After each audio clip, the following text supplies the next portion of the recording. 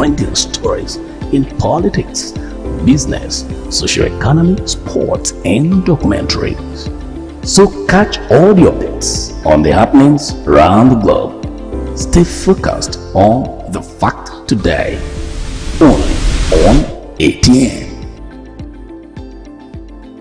From the line across the ocean to the land beyond the mountains, through the Sahara, we bring on sport news, live analysis, expert discussions on trending stories in politics, business, socio-economy, sports, and documentaries. So catch all the updates on the happenings around the globe. Stay focused on the fact today, only on ATN. From the line across the ocean to the land beyond the mountains, through the Sahara, we bring on sport news, live analysis, expert discussions on trending stories in politics, business, socio-economy, sports, and documentaries. So catch all the updates on the happenings around the globe. Stay focused on. Good evening and welcome to Let's Talk on Atlantic Television Network. Let's Talk is a people-oriented show designed to communicate core issues centered on trends and to whom it may concern the time. Tonight on Let's Talk, we look at governance. Shetima claims saboteurs thwart attempts to revive economy. And on IGR, CBN increases customs exchange rate to $1,600 per dollar. When I come back from this break, I will introduce my guest to you. Do not go away. Fact today, only on ATN. From the line across the ocean to the land beyond the mountains, through the Sahara, we bring on sport news, live analysis, expert discussions on trending stories in politics, business, socio-economy, sports, and documentaries. So catch all the updates on the happenings around the globe. Stay focused on the fact today, only on ATN.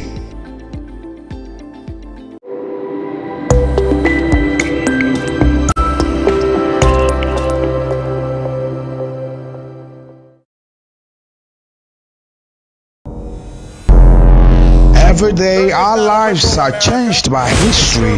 We are one people, all of us. Leaders, politics, Nobody's ambition is what they blood. I have fought very firmly. natural occurrence, war, and the world economy. I belong to everybody, and I belong to nobody. ATN covers it all on ATN Politics today.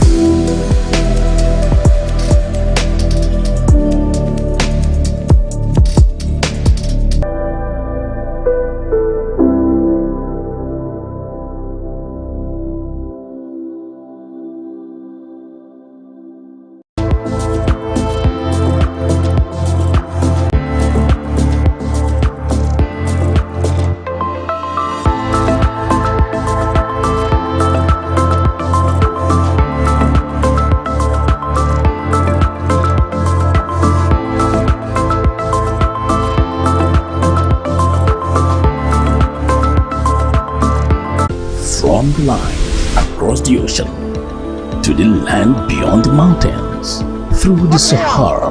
Welcome back. I have with me on the show today Michael C. Gabriel. Michael C. Gabriel is a business development consultant. It's a pleasure to have you today, Mr. Michael. Thank you very much for having me once again. Thank you. You're welcome. Ironically, we are training today. Well, you say so. On to the story. The federal government has said that some people are working to undermine the efforts of the President Bola Tinubu administration to revamp the Nigerian economy. The Vice President, Senator Kashim Shettima, disclosed this at the Public Wealth Management Conference in Abuja yesterday. According to him, we know the consequences of unveiling the masquerade. Forces are hell-bent on plunging this country into a state of anarchy. Those that could not get into power through the ballot box, instead of waiting for 2027, they are so desperate. This country can fall apart as far as they are concerned. But we are going to visit them. Just 3 nights ago, 45 trucks of maize were caught being transported into a neighboring country. There are 32 illegal routes. At the moment, when they were intercepted, the price of maize fell by 10,000 naira from 60,000 naira to 50,000 naira. So there are forces that are hell-bent on undermining our nation. But this is the time for us to come together. Rally round our presidents, rally round our governors, and rally round each other. We have the resources, we have the intellect, and we have the resources. I am assuring you that we have crossed the Rubicon. We are on our way to improved economic performance. Let's unite. What binds us together supersedes whatever that divides us. We have to make this country work. We have to move beyond politics. We are now in a place of governance. Sadly, some of our countrymen are still in the political mud. They are practitioners of violence, advocating that Nigeria, our one and only country, should go to Venezuela way. Some are advocating that we should go the Lebanon way. But Nigeria is greater than any one of us here. Nigeria will weather the storm, he added. Vice President Shettima disclosed that the administration has been saving 1 trillion naira monthly since coming on board. His words. Guess what? After coming on board, our revenue for sharing, in fact, was 1.9 trillion. In order not to overheat the economy, we had to warehouse 1 trillion naira and share 900 billion. We are not altogether in a very bad shape than the FX challenge. All hands are on deck to address the FX challenge. The Vice President admitted Nigerians were passing through challenges and appealed for patience as he expressed confidence that it will soon change for the better. Now, Mr. Michael, this is Vice President Shettima claiming that saboteurs are trying to thwart every attempt to get the economy stable. Is this a case of the government trading blames and not taking responsibility for the situation the country is currently? Well, permit me to say that government should and will be defined as a group of people who are managing the commonwealth of a particular country and its citizenry. If you also look at the kind of government we are practicing, is democracy. We're in a democratic dispensation, meaning that it's supposed to be government of the people, for the people, and by the people. So if this group of people have come together and they are doing their bit, what they can, to make sure the country is brought out of the woods, and then there are complaints when we are barely 2 years into the dispensation, then there is a red flag. Suffice this to mean that in an economy like that of Nigeria, where every state relies on the center to bring money to the table for sharing, this wasn't the norm when we started after independence. A situation where the country will rely on different states that are oil producing and the ones who produce different kind of cash crops and what have you, bringing them to the table and sharing. Anytime there is a call to share money monthly, you find out that some states produce more or bring more to the table, whereas the other states who also share from this don't have much they bring to table.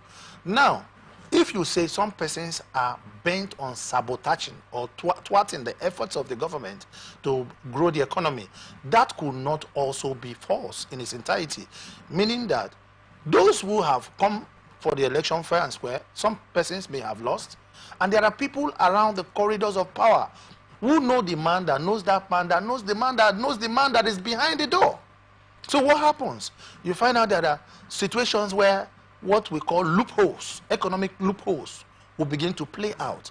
And for some reasons, people who want to make ends meet at all costs will try their hands on different things, including smuggling, bunkering, and the rest of them, because the economy is going down the drain and people must survive, and the government is not doing much.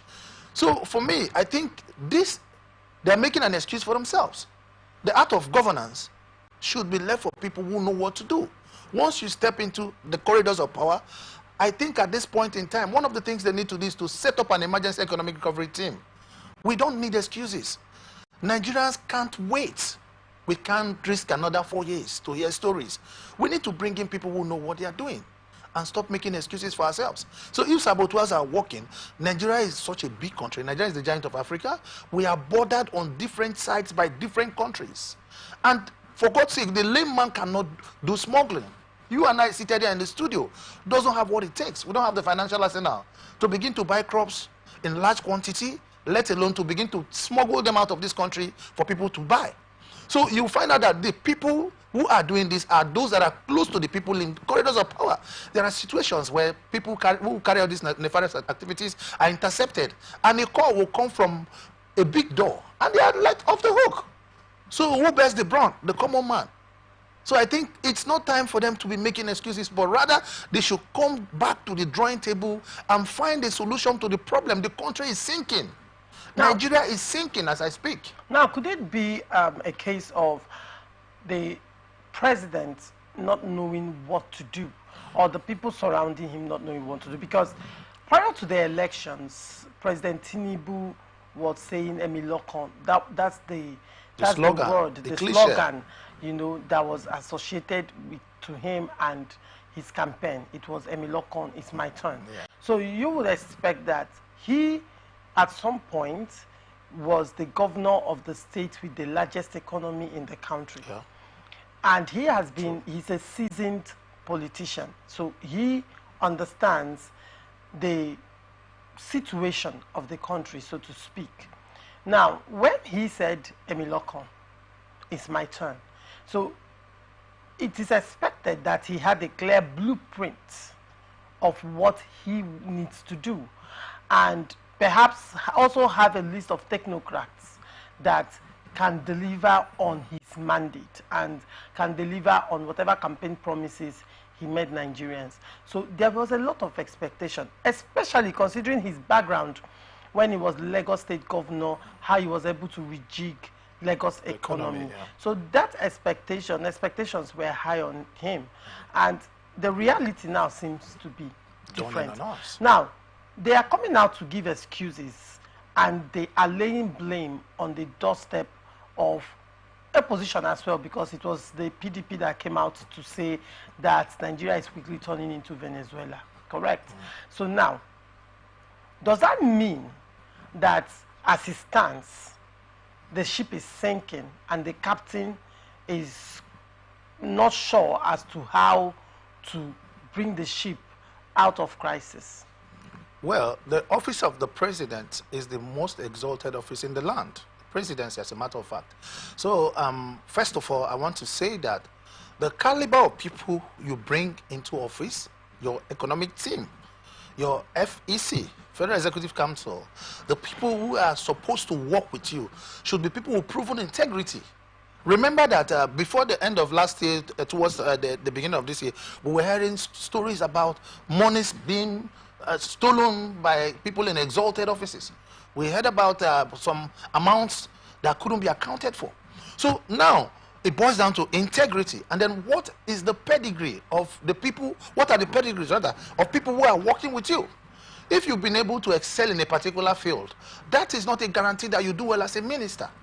And of course, there should have been a blueprint, that I think, because, for example, before they started contesting for election, they had their manifesto.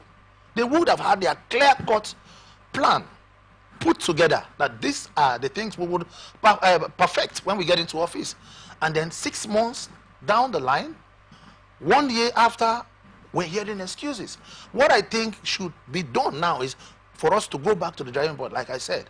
If there are excuses of inability to perform, or that the expectation is too high for people who are in government, then I think it's a call. It's a call for them to come back and say, where are we not getting it? The problem, I think, is the people in government are not close to the people in the grassroots.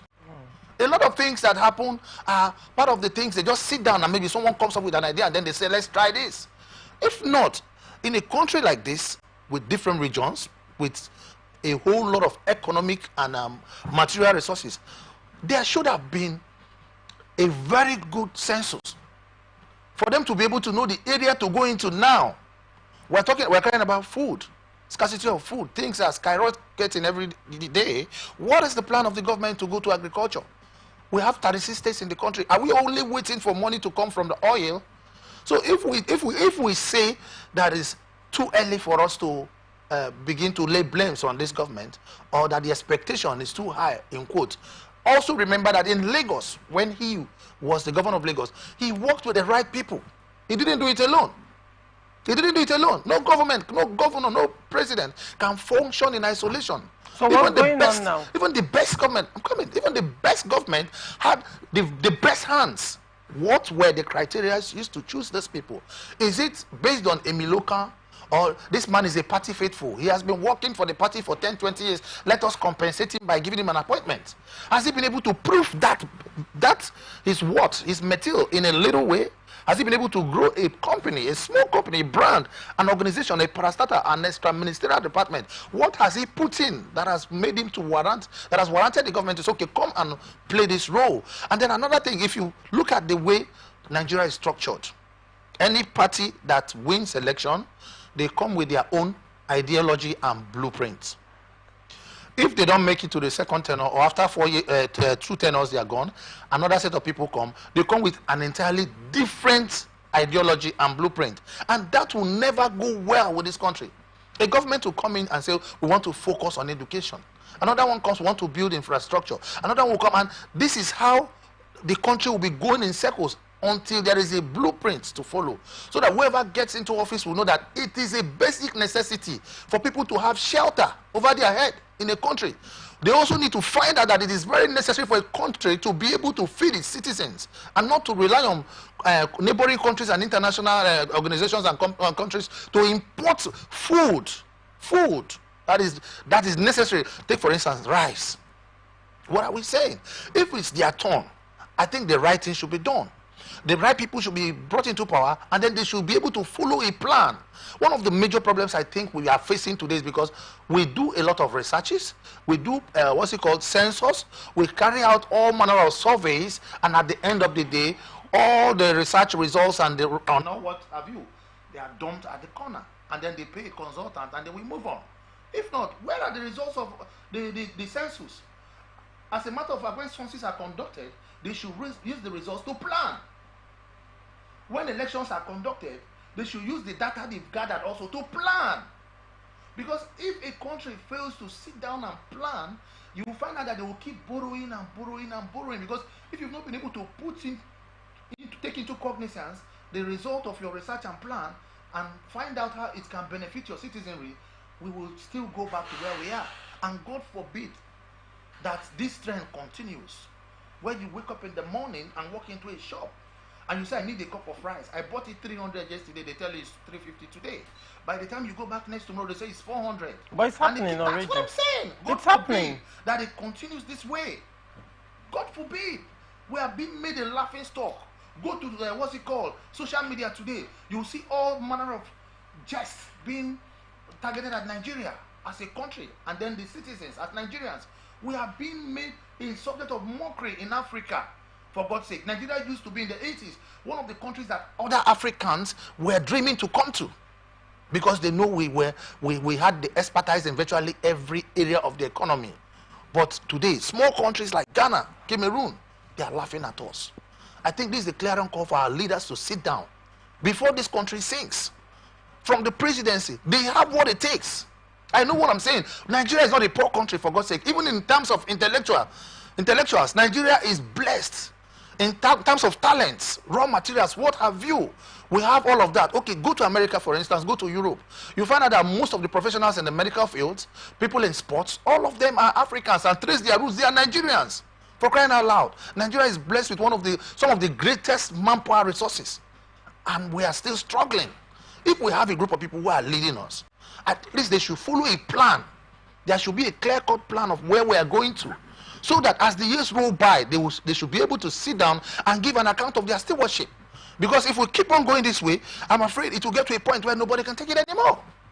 Now, let's look at the economy, rejigging the economy, because you spoke a lot about rejigging the economy.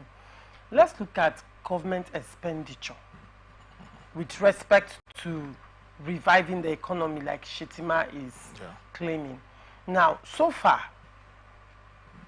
with what the government has spent monies on since the inception of the Tinubu-led administration, for example, the 1.6 trillion naira for cars, luxury cars for the office of the First Lady, and again the billions of naira that was spent to buy vehicles, bulletproof vehicles, for National Assembly, as the case may be, and also the fact that the president has almost depleted his allocation for travels just within 8 months in office. Now, the fact that 72 billion naira was given out just for Hajj pilgrimage. When you look at, these are just part of the expenditures, not all. I'm just picking a few. Now, when you look at the expenditure, this kind of expenditure in face of an economy stifling economic hardship that is almost grinding to a halt, will you think, do you think in face of all this that the government is getting their priorities right? Well, on that I want to disagree with the people in public office. First of all, there is no member of the House of Rep or House of Assembly that cannot afford a car that will take them to the hallowed chambers. So the issue of giving them cars, it could have been in the constitution for the federal government to provide vehicles because of the kind of government we are running, I said, where money has to be allocated for different sundry issues, including entertainment allowance and the rest of them.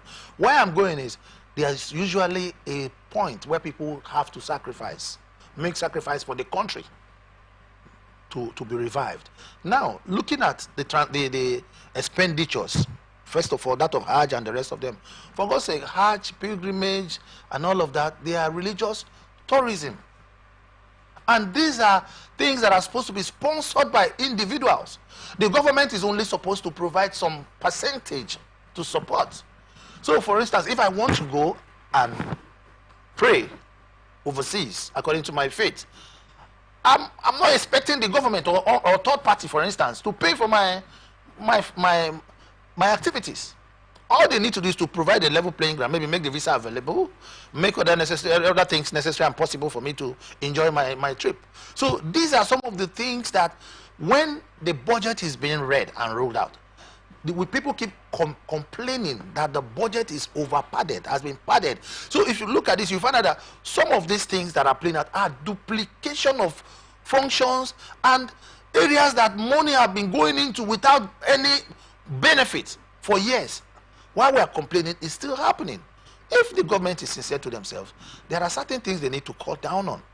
For instance, the vehicles that were bought and given to the house members, they should have looked inwards. We have automobile manufacturing companies in this country. Why not patronize them? They have choice vehicles, they have good vehicles. And then, of course, in the area of expenditure, you'll find out that if a government keeps spending, it won't have any savings. And there is no clear-cut direction for production in the country. So you're virtually getting nothing. The crude oil that we are relying on is being taken from the country, out of the country. And after refining, it's being brought back to the country. So how will the economy grow? They are screaming blue murder over the increase of dollar and the persistent stride in cost of living. I'm only praying. And I'm hoping and praying that the government needs to be on their owners now. They need to be on their, they need to, as a matter of fact, do something to arrest this situation. So the area of economy going down the drain, people in government should take the responsibility. If they keep saying that is a result of the other party that lost the election trying to sabotage them, they should also know that political parties and partisanship in Nigeria is without any permanent affiliations. Today, a party man may belong to party A, and tomorrow you'll be in party B. So they are the same people, they are the same crop of leaders who are being recycled every day. But I'm not taking it away from them that they could do something to change the situation. Because if over 200 million people sit down to vote a particular person, and then I think they deserve, at least to some extent, some kind of development in the country. I think the government should look directly at what they can do to salvage the situation rather than laying blames. Now let's look at another economic policy by the government. It's been going on anyway, but after the subsidy was removed, FAC allocation increased. Now even Vice President Shetima also mentioned that now FAC allocation increased. The government is saving 1.3 trillion naira. However, from that money, they share 900 billion to states. Now, in view of the economic crisis in Nigeria and the need to raise Nigeria out of the dust of poverty, should states still be expecting allocation from the federal government monthly? Or should states start generating their own money and even pay to the federal government? Yeah, as a matter of fact, I said something initially. I said right from the inception, after independence, when we had the western region and the southern region and all of that, the economy was robust because every region, every area, every state had their different resources and agro products that they were producing. And at the end of the day, part of it was brought to the center. And even in terms of development, some regions who were generating more internally were more developed because they had more money to carry out capital projects than the other ones who didn't have much to do. So any country in this 21st century that will sit down and wait for government to gather monies from different sectors and share to the states and make announcement. So such amount has been given to state A, such amount has been given to state B. You will find out that the country and the states will keep relying on that same process. They will wait for the monthly allocation so that money will be shared. And then it will bring about intellectual laziness, because brain drain will set in. People will just sit in their offices drinking champagne, waiting for the end of the month to get their allocation. But if there's a policy now, as I speak, due to the economic trend now, for the states to go back to the drawing board and begin to look inwards, states like Imo State, Abia State and the rest of them, they were very good in palm produce. They had a lot of raw materials. There's latex in some states too, in the southeast. Then the south side has oil and even agriculture. And up north, they had a lot of agro products till today that can make Nigeria an exporter, an exporting country in terms of agriculture. Okay. So rather than waiting for money to be shared, because anytime money is shared, they will be expecting money to be shared, more money to be shared every month. And this pendulum will be swinging left and right every time. But if there's a policy, if the government decides to say every state should have a target to grow their internally generated revenue, you find out that governors, people in government, leaders will become proactive. Okay. They will begin to engage professionals, and they will want to go into different fields to ensure that they are able to meet up and bring something to the table.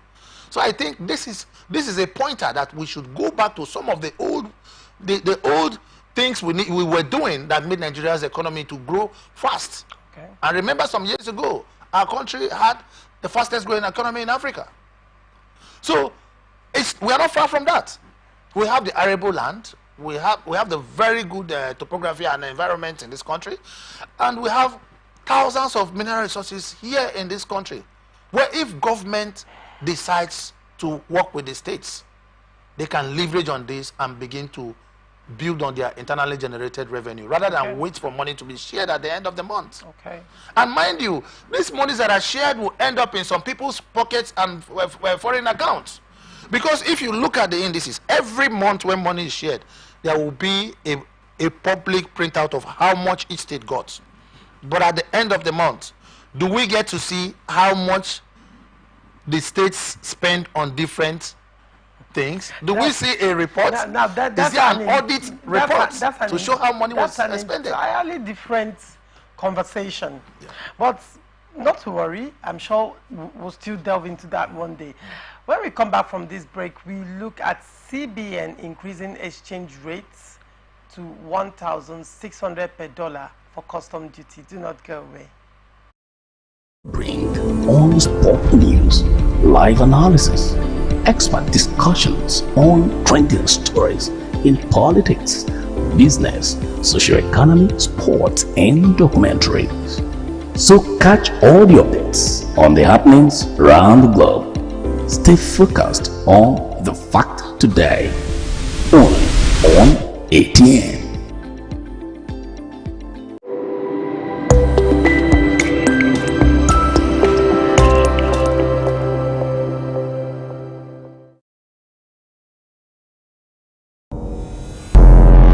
Every day, our lives are changed by history. We are one people, all of us. Leaders, politics, Nobody's ambition is what the blood. I have fought very firmly. natural occurrence, war, and the world economy. From the line across the ocean to the land beyond the mountains, through the Sahara, we bring on-spot news, live analysis, expert discussions on trending stories in politics, business, socio-economy, sports, and documentaries. So catch all the updates on the happenings around the globe. Stay focused on the fact today, only on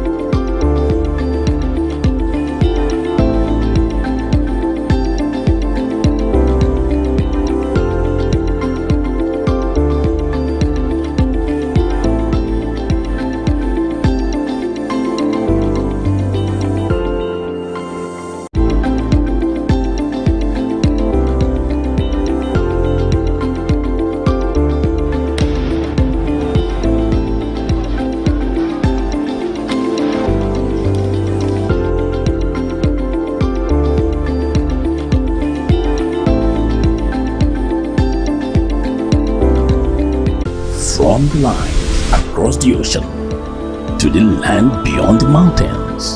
Through the Sahara, we bring all sport news, live analysis, expert discussions on... Welcome back. Less than 5 days after it marginally reduced the customs exchange rate from 1,115 naira 48 kobo to 1,472 naira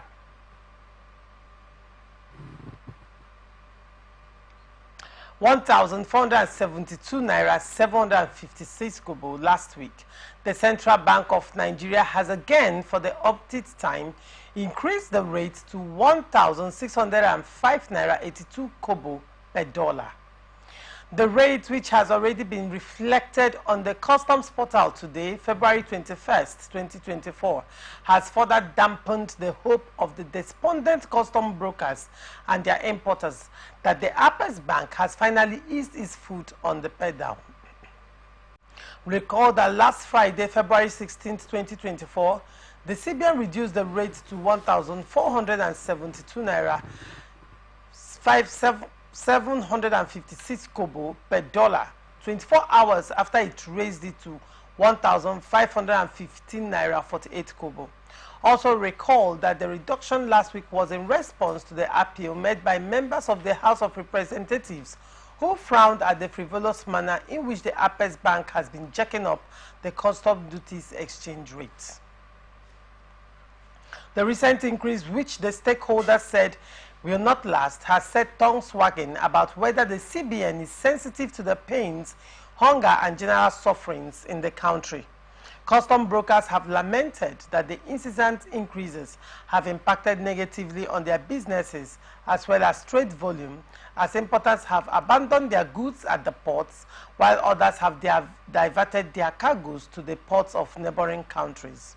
Recall that the CBN has increased the custom duty exchange rate more than 5 times in 1 month this year.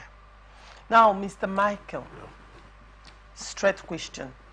What is the economic implication of these fluctuations by the CBN? Well, I think one of the biggest problems has been created in the economy of this country. Reason being that if the central bank, which is the regulatory financial institution in the country, will sit down and begin to switch prices for exchange, for custom duty at will, 5 times in barely 2 months, and then going ahead to fix a price which is higher than what is supposed to be the exchange rate, is a pointer that the central bank has simply endorsed the increase of the naira. If they will go as far as making it 1,600 and something for the custom duty, it simply means that the central bank is encouraging the persistent rise and increase and the volatility of the naira. This is an action that is bent on killing the naira, because most of our transactions we do in this country is in dollars, and we are supposed to build this economy such that the naira will gain strength over the forex, because the economy that you and I are dealing on here within the country is in naira. So if dollar keeps rising and an organization like the central bank will sit down and increase and increase and increase 5 times in 2 months, it means that in 1 month, 5 times in 1 month, it means that they are encouraging what we are going through, and there are dangers ahead. Some of the dangers ahead are that the importers that we have in this country will begin to experience apathy, apart from loss of revenue, because some of them go as far as getting loans on facilities from the banks, from other financial organizations, with high interest to bring in goods and services to the country for the citizenry. And then you go back and sit down and begin to increase what they have to pay as custom duty. People will begin to shy away from this industry, the importation industry, and the country will suffer more. Perhaps that's one of the reasons why we are crying shortage of food in Nigeria, because a lot of things that we use here, we consume here, whether we like it or not, comes from outside the country. So if there's this regular and periodic increase, then a lot of people wouldn't want to go into importation because they will run at a loss. And then secondly, we are indirectly enriching the other ports in Africa. Neighboring countries will begin to enjoy influx of goods that are supposed to come directly to Nigeria, and it will also lead to loss of revenue, because the amounts that are supposed to be paid as duty to Nigeria will be paid to those neighboring countries, like the Cotonou port. They will begin to get containers, vessels, ships carrying commodities straight from Europe and other parts of the world, being directed to those countries. And then we're crying that the economy is going down. We're setting laws and policies that are anti-business, things that will not allow people to function and make profit in the country. So the other neighboring countries will begin to enjoy revenue. And then at the end of the day, we're still talking about tax. We are crying, businessmen are crying in this country of multiple taxation. And then there is an increase at this hour when people can barely survive. Is a pointer that the central bank does not mean well for this country and its citizenry. As a matter of fact, what the central bank should have been doing was to think about how to regulate the transactions, and then of course give incentives to people. During austerity measures, during inflation, when there is inflation in countries, people in government, people in authority should sit down and think about how the business world, the business sector, other parts of the economy can benefit. They could have some kind of stimuli package for them to encourage investors and people who would want to go into importation. They should have some kind of waiver. By this time, we should be thinking about incentives that could be given out to people who are into importation. The borders are closed, and then people can barely access the dollar. People pay through their nose to get the dollar. Even when you have the money, you start looking for dollar. The banks are not helping issues. And then the central bank going ahead to take this stand. It shows that the common man is not considered in this country. It shows that the end users, the consumers in this country are not considered when it comes to policy making. People cannot sit in their offices and begin to make laws. If a sensitive area like this and a sensitive thing like custom duty is to be discussed or amended or even increased in price, there should have been a consultation. Who were consulted? People in the clearing and forwarding industry should have been consulted. People in the brokers, the custom brokers should also come in. And then the custom and even the public should have their representatives who will sit down and say, okay, at this point, this is what we think would work out. And then a price that will be friendly, a price that will encourage businesses to grow, a price that will encourage investors, a price that will encourage even foreign investors to come into this country to do business, would have been put in place, even if it's in the interim, to say, okay, now that the economy is not that buoyant, let us work with this, and then when things get better, we can now improve upon it. But they wake up one morning and they fix a price, and just like they are saying, to hell with everybody, is a wrong signal. We can't be crying of fuel, essential commodity, crying of power in this country, crying of dollar for business, and also crying for things like custom duty. That means that they are simply telling people not to go into the business of importation. Okay, now when you look at, just briefly, what effects does this have on the inflation, let me say hyperinflation, in the country right now, especially with respect to imported goods? Well, both locally produced goods, food items, and everything in this country will skyrocket. What this would achieve in doing is to jack up the price of every commodity, including food in the country. Because if such a price has been picked for custom duty, remember that most of the things were in a consumption economy. Most of the things that comes into this country that we use, including the fabrics, are imported. Now, imagine that $1 is added to the price of everything. How much is $1 to Naira? We're talking about over 1,000% increase in general price level. So it will make us to fall deeper into inflation. The effect that this has is that things will skyrocket. What's the way out? The price of things will skyrocket. Well, I think the way out is for the government to sit down now and take critical decisions that will help bring the country out of the woods. One of the things they need to do is to focus more on agriculture. Nigeria needs to begin to produce food. They talked about opening the food banks. Where are the food banks? The states where we live, we have not seen any food bank. Where are the food banks? The next thing they need to do is to ensure that they begin to take policies, carry out policies and put policies in place that will bring down the price of goods and services. And of course, where the borders that were feeding different parts of this country have been shut, I think they need to can be opened, and then goods and services that are approved can come in. There are customs at the border. Then they should also give incentives to people who are in the importation business, because I can't take a loan from a bank, go outside the country, probably try to prospect for what we need in this country, and I bring it in, and you increase custom duty.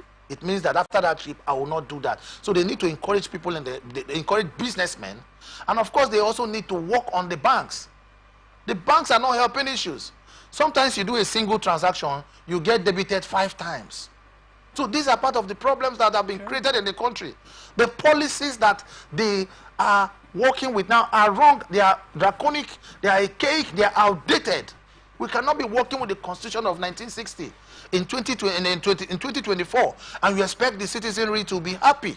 A lot of things should be phased out, and there should be a new injection of fresh ideas into the system. Ideas that will profit this country and move us to where we are supposed to be as the giant of Africa. All right, thank you, Mr. Michael. Thank you very much for having me. It was a pleasure having you on the show Thank you for having me today. anytime. All right, this is where we wrap it up on this episode of Let's Talk.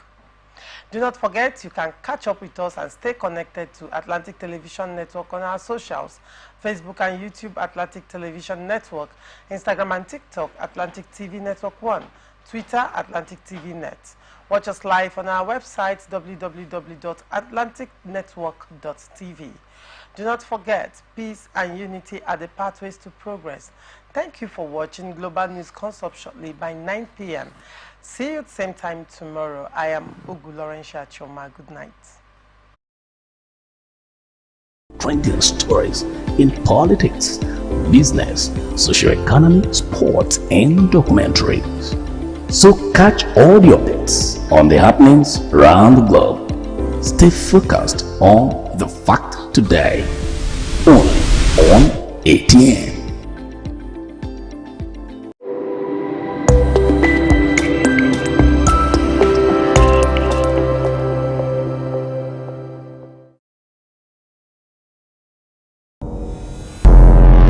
Every day, our lives are changed by history.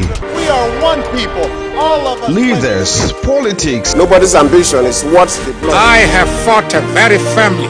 natural occurrence, war, and the world economy. I belong to everybody, and I belong to nobody. ATN covers it all on ATN Politics today.